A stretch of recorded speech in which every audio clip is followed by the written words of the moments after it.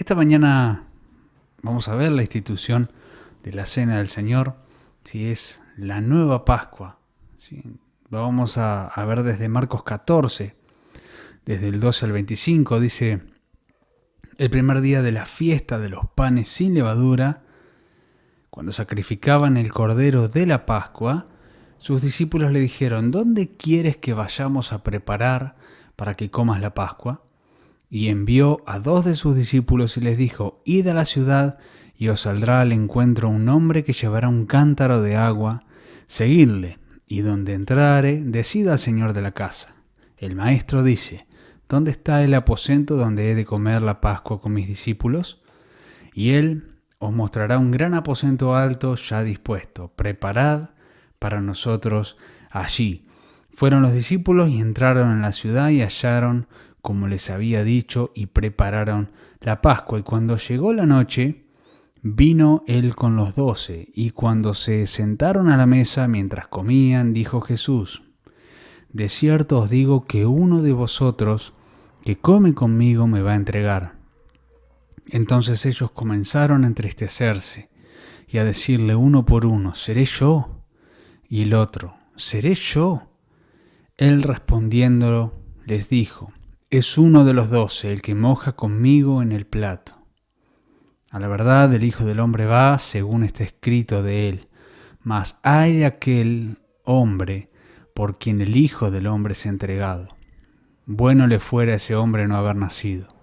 Y mientras comían, Jesús tomó pan y bendijo, y lo partió y les dio diciendo: tomad, esto es mi cuerpo. Y tomando la copa, y habiendo dado gracias, les dio, y bebieron de ella todos. Y les dijo: esto es mi sangre del nuevo pacto, que por muchos es derramada. De cierto os digo que no beberé más del fruto de la vid hasta aquel día en que lo beba nuevo en el reino de Dios. Esta fue la última semana del ministerio terrenal, podríamos decir, de Jesucristo, y más particularmente en el día jueves de esa semana, el 14 de Nisan, según el calendario judío. Ese era el día en que el pueblo de Israel celebraba la Pascua, una fiesta anual que conmemoraba la forma como Dios los libró de la esclavitud de Egipto unos 1500 años atrás. Dios envió a Moisés para que ordenara a Faraón que dejara ir libre a su pueblo. Pero como todos sabemos, Faraón se negó, ¿sí?, a hacerlo. Entonces Dios envió 10 plagas sobre la nación, la última de las cuales fue la más terrible de todas, ¿sí?, la muerte de los primogénitos, deben recordar ustedes. La Biblia dice en Romanos 6:23 que la paga del pecado es la muerte. Y lo cierto es que todos merecemos morir por nuestros pecados, porque Dios es perfectamente justo y santo, y al mismo tiempo es bueno y amoroso. Y en su bondad y su misericordia, en ese momento de juicio, Dios le proveyó a la nación una puerta de escape, un refugio. Dios les ordenó sacrificar un cordero y pintar con su sangre los dinteles de las puertas como señal de que habían creído en ese medio de salvación que Él les había provisto. De manera que los que aceptaban con fe ese refugio provisto por Dios, verían la muerte pasar por encima de sus casas. Es eso lo que se recuerda así en esta fiesta que se llama la Pascua, que es la traducción de una palabra hebrea que significa justamente eso, pasar de largo, ¿sí?, pasar por encima. La ira de Dios esa noche pasó de largo sobre todas las casas que se refugiaron por fe en ese cordero inocente que fue sacrificado en lugar de los culpables. Y a partir de ese momento y por 1500 años los israelitas estuvieron celebrando esta fiesta hasta ese jueves 14 de Nisan, el que nuestro Señor Jesucristo se reunió con sus discípulos. ¿Para qué? Para comer, ¿sí?, con ellos la cena pascual. Al final de ese día jueves, porque bueno, según la forma de contabilizar que tenían los judíos, ya era viernes 15, porque los judíos contaban los días de la caída del sol a caída del sol. Sí, esa noche el Señor hizo ver a los discípulos lo que vamos a tratar de ver en esta mañana.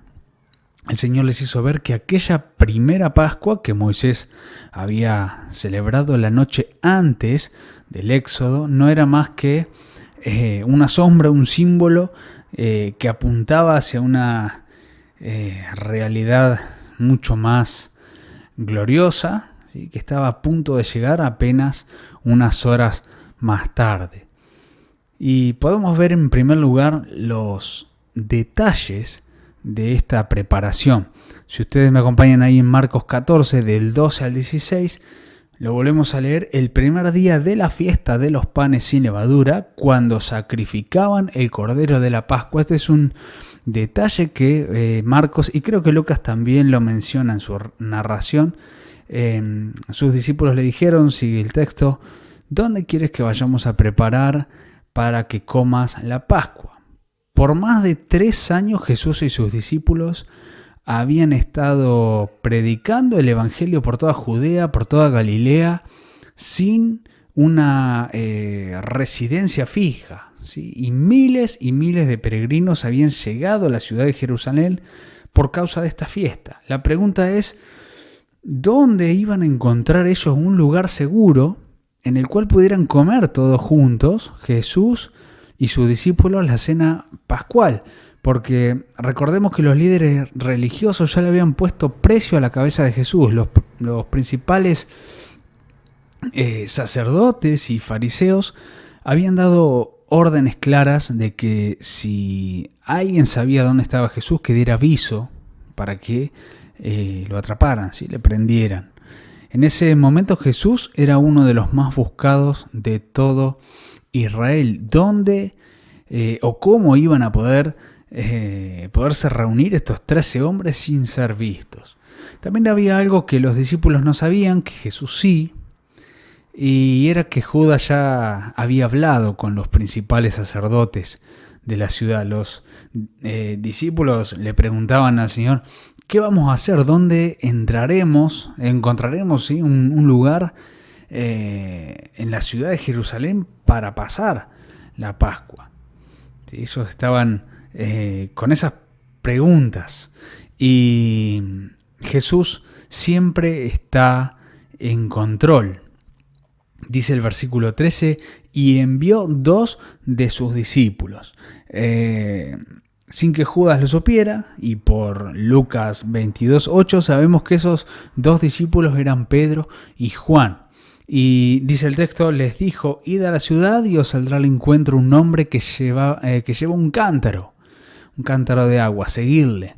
Y donde entrare, decid al señor de la casa: el maestro dice, ¿dónde está el aposento? Sí, una habitación principal donde he de comer la Pascua con mis discípulos. Y hay 2 cosas que podemos resaltar de estos pasajes, y es que la primera: en aquellos días las mujeres solían llevar el agua en cántaros y no los hombres.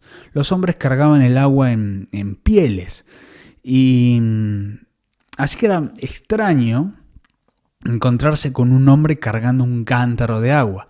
Por eso es que Jesús les dice: vayan a Jerusalén.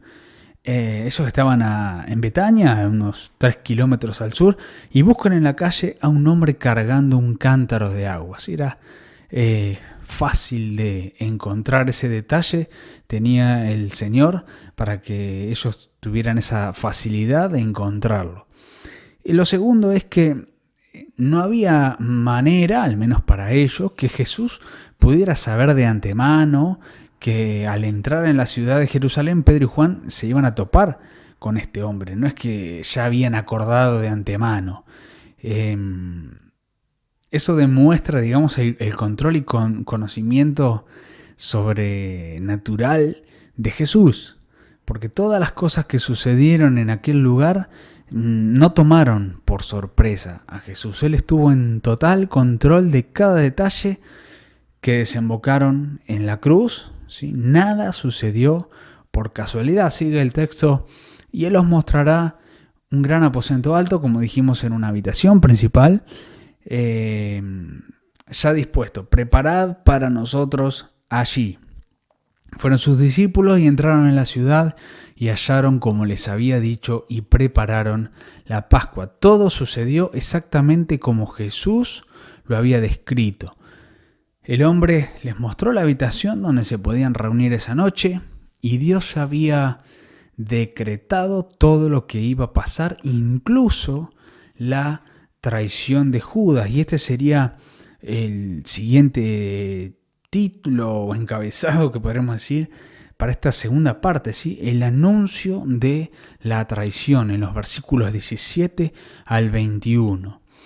Déjeme contarle que en el año 1906 un médico y filósofo alemán que se llamaba Albert Schweitzer publicó una de sus obras más famosas, titulada En busca del Jesús histórico, donde habla de que Jesús, un hombre pobre para él, se había equivocado al pensar que era el Mesías y que buscando un trono las cosas se salieron de control y encontró una cruz y allí lo clavaron. Pero bueno, su deducción no pasa, digamos, la prueba de una lectura honesta y sin prejuicios de los evangelios. Si uno lee en los últimos capítulos de Marcos, se va a dar cuenta que Jesús siempre supo para qué había venido a esta tierra y sabía que se dirigía hacia la cruz. Incluso a sus discípulos se los mencionó en algunas ocasiones. Un comentarista escribió: nuestro rey sabe con exactitud hacia dónde se dirige y lo que va a suceder, y la gracia soberana usará incluso la maldad humana para llevar a cabo sus propósitos redentores. Y eso fue lo que sucedió en lo que vamos a leer en los siguientes versículos, hablando de este traidor. Y cuando llegó la noche, vino él con los 12. Y cuando se sentaron a la mesa mientras comían, dijo Jesús: de cierto os digo que uno de vosotros que come conmigo me va a entregar. Por el texto paralelo en el Evangelio de Juan 13:21, nosotros sabemos que Jesús pronunció estas palabras con el corazón desgarrado, ¿sí? Con una angustia amarga y dolorosa. Dice que se angustió en espíritu cuando le dijo a sus discípulos que uno de ellos lo iba a entregar. ¿Sí? Podemos imaginar el impacto en la mente y corazón de estos hombres ante lo que Jesús les estaba diciendo. Según Marcos, ellos se entristecieron. Pero en el pasaje de Juan se usa una palabra griega que significa una reacción más fuerte, ¿sí? Como agitarse con violencia. Eso cayó como un baldazo de agua fría en sus corazones. ¿Cómo es posible que en medio de ellos hubiera un traidor? Es algo interesante notar que ninguno de ellos se acusó mutuamente, sino que comenzaron a dudar de sí mismos. Y esa pregunta está formulada en el original de una manera que requiere una respuesta negativa. Es como decir: ¿verdad que no soy yo, Señor, el que va a hacer esto? Conozco mis debilidades, pero decime por favor que no soy yo quien va a llegar a tal grado de entregarte, ¿sí? Es eso lo que los perturbó, los turbó, los que los hizo agitarse de una manera violenta. No es que empezaron con un dedo acusador de a ver quién será, sino que ellos empezaron a dudar de sí mismos. Y creo que si muchas veces tuviésemos esa autodesconfianza, nosotros los cristianos nos libraríamos de muchos males. Ustedes saben, ha habido personas que han caído en grandes pecados por asumir que nunca les pasaría. ¿Sí? El que piensa que está firme, cuidado, mire que no caiga, dice el Señor.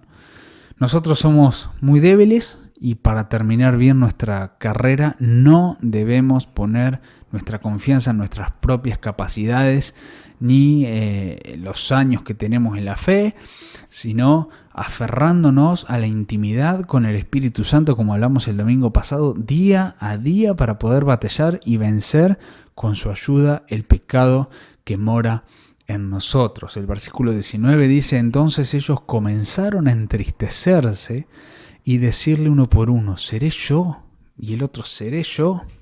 ¿Sí? Recuerdan que era esa pregunta con un tono diciendo: decime que no soy yo el que va a cometer tal cosa. ¿Sí? Él respondiendo les dijo: es uno de los 12, el que moja conmigo en el plato. El Señor no solo conoce lo que había en el corazón de Judas, sino también en lo que había sido profetizado en las Escrituras más de 1000 años antes. Si ustedes leen en el Salmo 41:9, el salmista dice que el que traicionaría al Mesías sería alguien cercano y que comía de su pan. Y de hecho, en el Evangelio de Juan 13:18, Jesús cita esa profecía. Los judíos, cuando comían, acostumbraban a colocar en la mesa unos tazones con salsa de frutos secos, especias, vinagre, y ellos mojaban con eso el pan sin levadura. Cada uno de esos tazones estaba normalmente calculado como para 2 o 3 comensales. Y en el Evangelio nos dice que el traidor iba a mojar el pan junto con Jesús, y eso nos sugiere que la noche de la traición Judas estaba sentado cerca del Señor, no como lo pintó el artista Miguel Ángel en el cuadro de la Última Cena, que puso Judas en el final de la mesa. ¿Cuántas veces nosotros estamos cercanos al Señor y le fallamos? ¿Cuántas veces hemos conocido personas que se dicen cristianos, que tienen años de cristianos y han apostatado de su fe, han renunciado al Evangelio? ¿Sí? El traidor es uno que moja el pan conmigo. Y esto, este hecho, podríamos decir, es un elemento que añade horror a esta traición, porque no fue un extraño quien finalmente decidió vender a Jesús por 30 monedas de plata, sino que fue uno de los suyos, uno que había vivido con Jesús por 3 años y había sido testigo presencial del poder, de la sabiduría y de conocer el carácter, ¿sí?, de Jesús. Y si bien esto estaba escrito, no somos títeres de Dios. Cada uno es responsable de las decisiones que toma, ¿sí? Cada cual elige si hacer el bien o dar ese paso y hacer el mal ante Dios. Dice el versículo 21, la verdad, el Hijo del Hombre va según está escrito de él, pero ay de aquel hombre que por quien el Hijo del Hombre es entregado.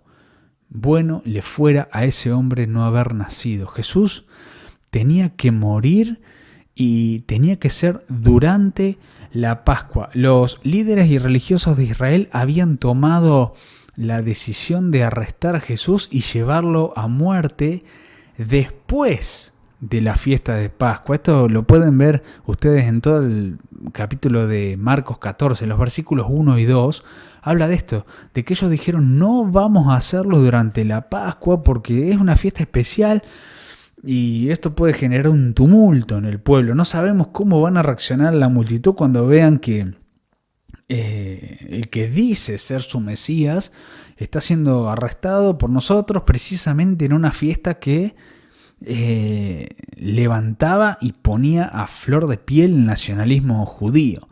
Recordemos que celebraban que habían sido libres de los egipcios en el pasado. En Pascua no era un buen momento, decían ellos, pero nada ni nadie puede frustrar los planes de Dios, y ya estaba escrito que el Mesías sería arrestado y crucificado durante la Pascua, porque Él es el Cordero de Dios que quita el pecado del mundo, y no podía ser en otro momento. ¿Y saben qué fue lo que precipitó la actuación de los escribas y fariseos? ¿Por qué tuvieron que hacer un plan B? Justamente por la traición de Judas. ¿Sí? No vamos a arrestarlo durante las Pascuas. Y ahí aparece Judas diciendo: yo sé dónde va a estar Jesús esta noche. Si algo cambió los planes de ellos. Hasta el mismo Señor hasta el mismo Dios utilizó, digamos, el mal que hubo en Judas para continuar con su plan de redención. En el Evangelio de Juan dice que cuando estaban sentados a la mesa, Jesús le dio a Judas el pan mojado y le dijo: lo que vas a hacer, hazlo pronto. Esto está en Juan 13:27. Judas sale de esa habitación y se va directamente a donde estaban los sacerdotes. ¿A qué? A avisarle que el momento había llegado, poniendo en movimiento esa trampa para acabar con Jesús. Judas, sin saberlo, estaba cumpliendo el decreto soberano de Dios con respecto a la muerte de su hijo. Pero al hacerlo, Judas estaba actuando voluntariamente. Y él hizo lo que hizo porque en realidad no amaba a Jesús. Estuvo 3 años cerca de él, estuvo 3 años acompañándolo, como dijimos antes, vio sus milagros, le habrán pasado mal juntos, durmieron juntos, comieron juntos, viajaron juntos. Estaba con Jesús, pero no lo amaba. Jesús era para Judas simplemente un medio para lograr otro fin. Y cuando Judas se dio cuenta de que Jesús estaba hablando demasiado sobre su muerte, suponemos, tal vez pensó: a mí no me conviene seguir cerca de este Mesías fracasado, como puede ser que el Hijo de Dios va a morir. Un Mesías que se muere no puede ser. Mejor que no me vean relacionado con él. Dice en el versículo 21: a la verdad el Hijo del Hombre va según está escrito de él, pero ay de aquel hombre por quien el Hijo del Hombre es entregado. Bueno le fuera a ese hombre no haber nacido. ¿Sí? Jesús nos está diciendo de la forma más clara que todo hombre es responsable de sus acciones, pero al mismo tiempo nos está enseñando que la muerte no es el fin de la existencia humana. Si de la nada venimos y a la nada vamos, entonces la traición de Judas no tendría consecuencia. Su muerte lo llevaría de vuelta a la nada inexistente de la que había venido antes de nacer. Pero Jesús está diciendo acá que hubiera sido preferible para esa persona no haber nacido que tener que enfrentar las consecuencias eternas de su pecado.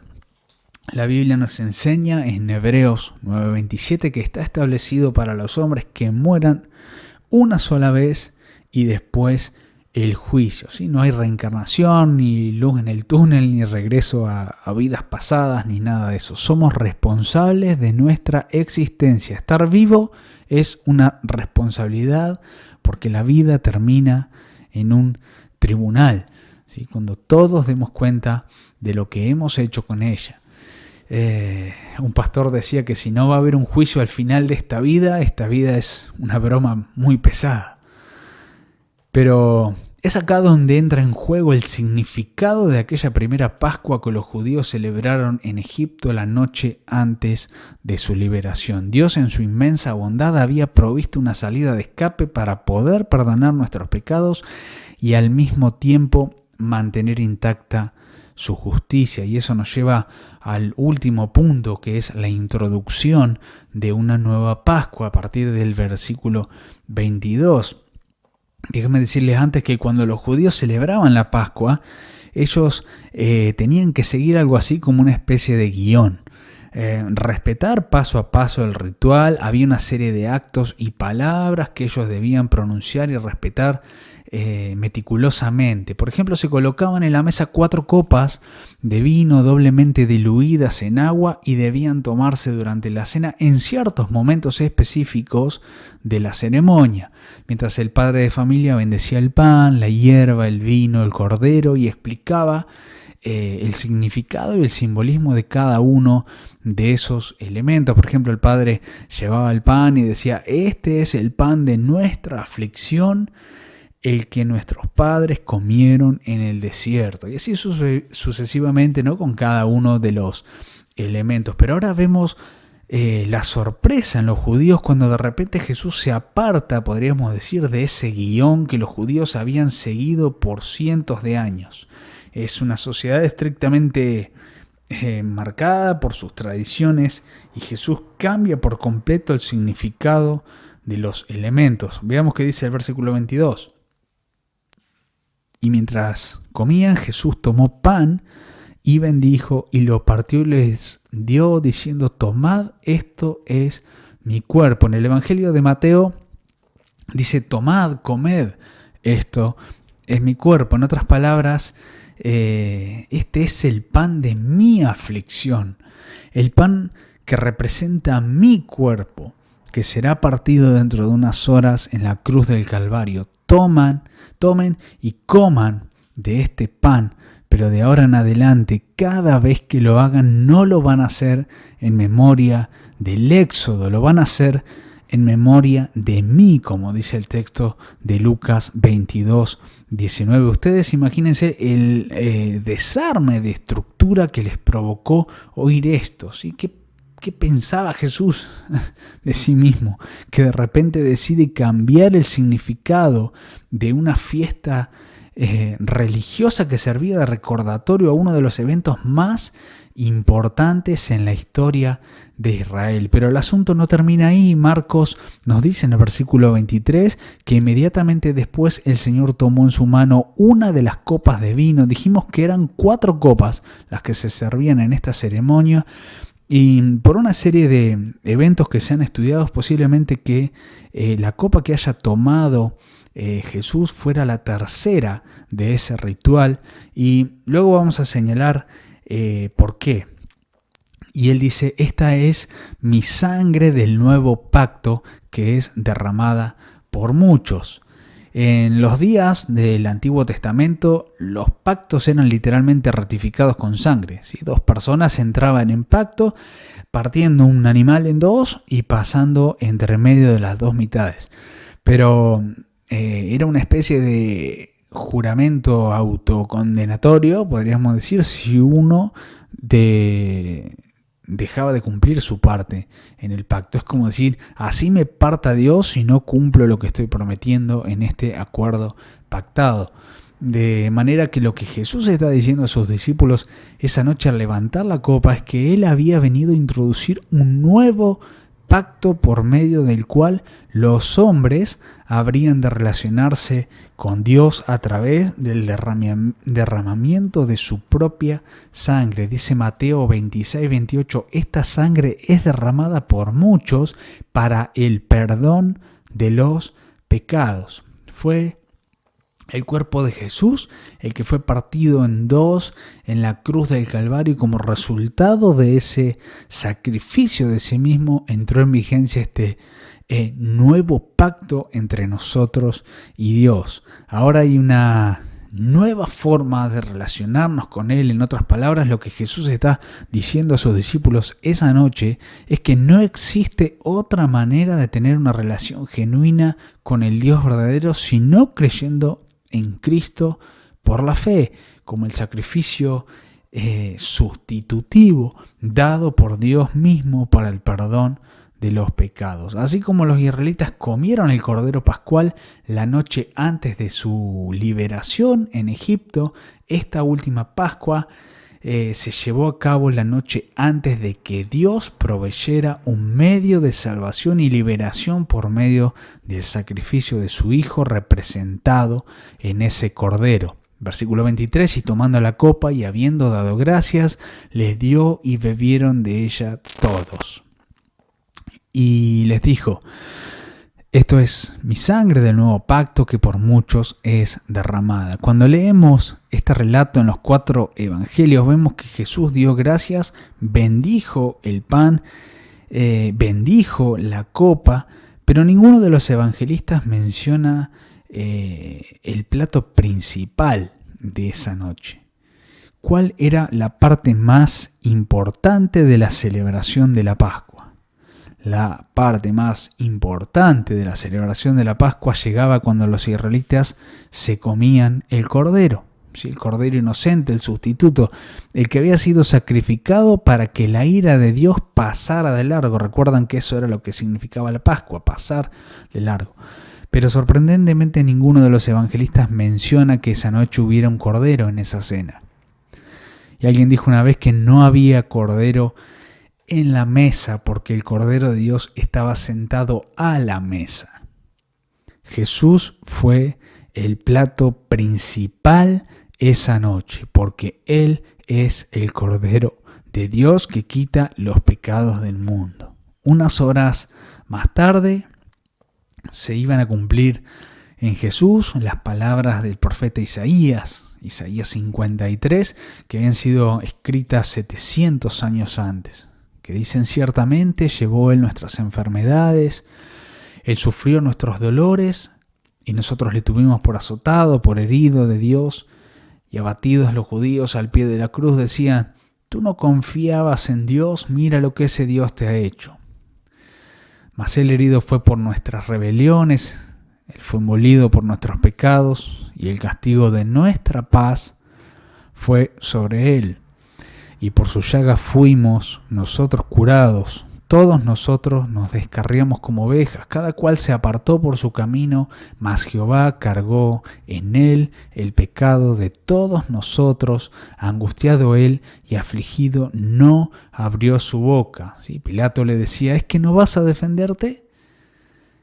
Como cordero fue llevado al matadero, y como oveja delante de sus trasquiladores se enmudeció y no abrió su boca. Cuando Jesús esa noche les dijo a sus discípulos: coman y beban de este pan y esta copa que es mi cuerpo y mi sangre, Él no estaba tratando de decirles que había hecho un milagro de transustanciación con esos elementos, ni que se habían convertido en carne y sangre como muchos creen. Él trataba de demostrarles en ese momento que a partir de ahora los verdaderos creyentes debían celebrar la cena con un significado totalmente distinto al que estaban acostumbrados. Ya no era en memoria del éxodo, es en memoria de mí. Y eso es lo que Pablo nos enseña en la primera carta de Corintios 11:23. Él dice: yo les estoy entregando lo que recibí del Señor, que la noche en que Jesús fue entregado tomó pan y lo partió y les dijo que lo coman en representación de su cuerpo, en su memoria. Y lo mismo con la copa, ¿sí? Comemos el pan y bebemos el vino en memoria de que Cristo, que es nuestra Pascua, ya fue sacrificado por nosotros. Ya no tenemos deudas pendientes con la justicia de Dios, porque la ira que merecían nuestros pecados pasó por encima de nosotros para caer sobre Jesús en el momento de la cruz, ¿sí? Cuando gritó: Dios mío, ¿por qué me has desamparado? Jesús quería que vos y yo supiéramos que Él fue desamparado por su Padre en aquella cruz, para que nunca tengamos que experimentar semejante sufrimiento y desamparo. Él es nuestra Pascua. Pero hay otro aspecto importante de esta cena celebrada por Cristo esa noche, en la que también Jesús se apartó de ese guión. Dijimos que la Pascua era una fiesta religiosa, pero al mismo tiempo era una conmemoración familiar. Los judíos se movilizaban cada año para celebrar la Pascua con su familia. Es como que nosotros nos juntemos, ¿no?, en Navidad o en Año Nuevo, que es una reunión familiar, ¿sí? Pero ¿qué es lo que estamos viendo acá? Vemos que Jesús, apartado de su propia familia, decide celebrarla, esta última Pascua, con sus discípulos, que también tenían sus propias familias. Y Jesús está creando en torno a Él una nueva familia, ¿sí? Jesús está creando la familia de la fe. Seguramente esas eran sus últimas horas de vida. Tal vez hubiese querido estar con su mamá y con sus hermanos, pero Él tenía que crear una nueva familia, ¿sí? Que es esta, la de la fe.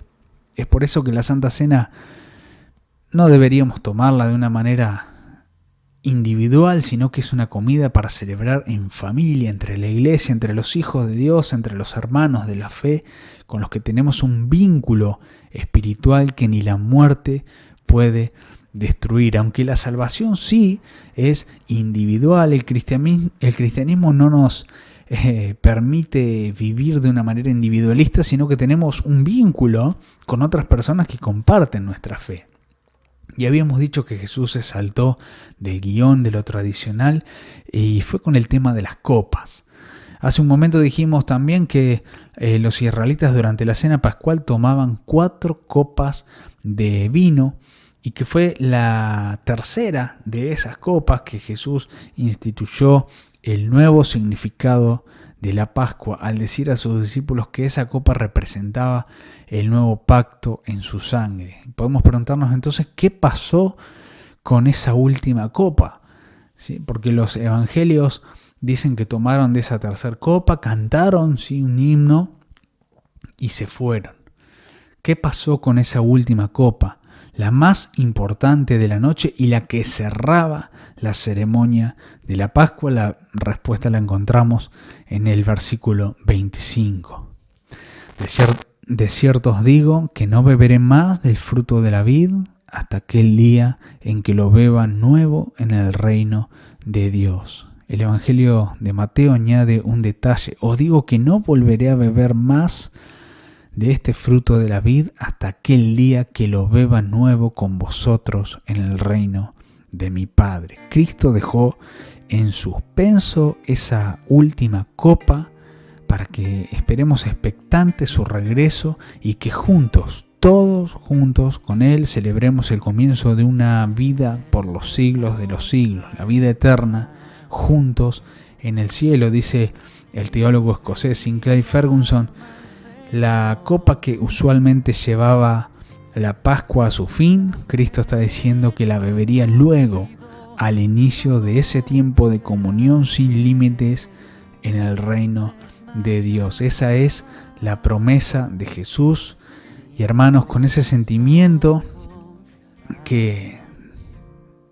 con ese sentimiento que debemos vivir la vida cristiana, ¿sí? Anhelando la llegada de ese día que con toda certeza llegará.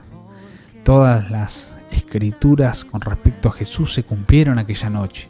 Por eso dice Pablo: este es el evangelio que yo les prediqué, que Cristo fue entregado a morir conforme a las escrituras, que fue sepultado y que resucitó al tercer día conforme a las escrituras. Eso estaba escrito y se cumplió. Esto también se cumplirá. Nosotros ya no tenemos cuentas pendientes en el tribunal de Dios, porque Cristo, nuestra Pascua, ya fue crucificado, se entregó en nuestro lugar, y ese es el gran mensaje del Evangelio. Dice Romanos 5:1: habiendo sido justificados por la fe, tenemos paz para con Dios por medio de nuestro Señor Jesucristo. ¿Sí?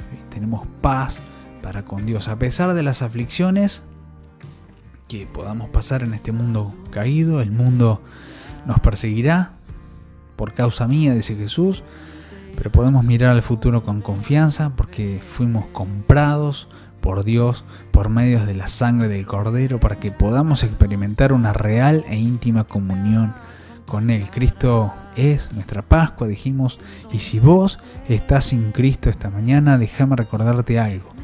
Cuando Dios instituyó la primer Pascua en los días del Éxodo, no bastaba con sacrificar el cordero, pintar con su sangre los dinteles de las puertas. Había que comerse el cordero. La comida no te beneficia nada a menos que uno la coma.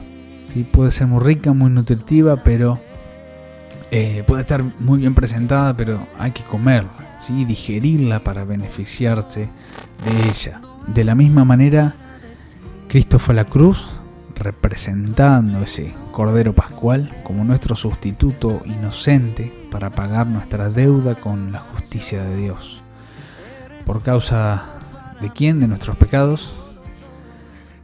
Pero para eso hay que comerse el Cordero, ¿sí? Tenés que aceptar a Jesús en tu corazón. En nada te beneficia esa muerte si no crees que Jesús lo hizo por vos. Me como el Cordero, podríamos decir, cuando con fe creo en esto y a partir de ahí empiezo a vivir una vida de amistad y comunión con Jesús y una vida de hijo para con Dios. Y no se trata de un ritual religioso de como comerse una hostia, un cachito de pan o tomar vino. Sí, estamos hablando de tener una relación íntima, personal y real con aquel que murió en tu lugar y ahora vive, tu Salvador.